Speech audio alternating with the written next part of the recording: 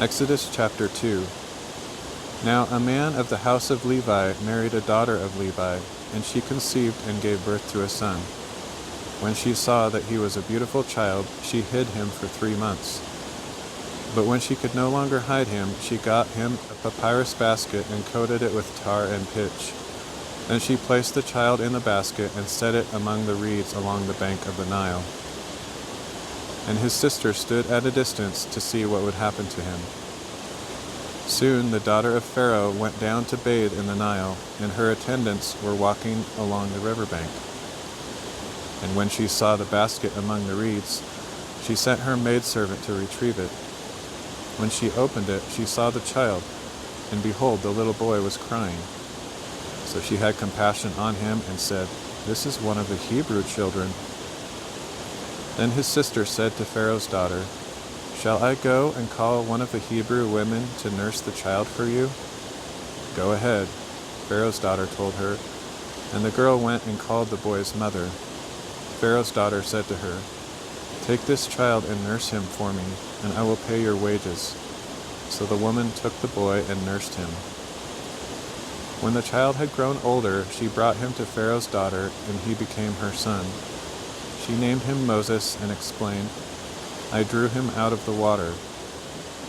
One day, after Moses had grown up, he went out to his own people and observed their hard labor. He saw an Egyptian beating a Hebrew, one of his own people. After looking this way and that and seeing no one, he struck down the Egyptian and hid his body in the sand.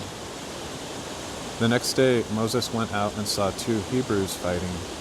He asked the one in the wrong, "Why are you attacking your companion?" But the man replied, "Who made you ruler and judge over us? Are you planning to kill me as you killed the Egyptian?"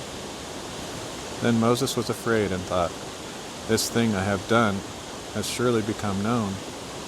When Pharaoh heard about this matter, he sought to kill Moses.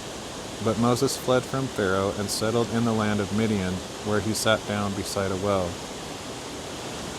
Now the priest of Midian had 7 daughters, and they came to draw water and filled the troughs to water their father's flock. And when some shepherds came along and drove them away, Moses rose up to help them and water their flock. When the daughters returned to their father Reuel, he asked them, "Why have you returned so early today?" "An Egyptian rescued us from the shepherds," they replied. "He even drew water for us and watered the flock." "So where is he?" their father asked. "Why did you leave the man behind? Invite him to have something to eat." Moses agreed to stay with the man, and he gave his daughter Zipporah to Moses in marriage. And she gave birth to a son, and Moses named him Gershom, saying, "I have become a foreigner in a foreign land."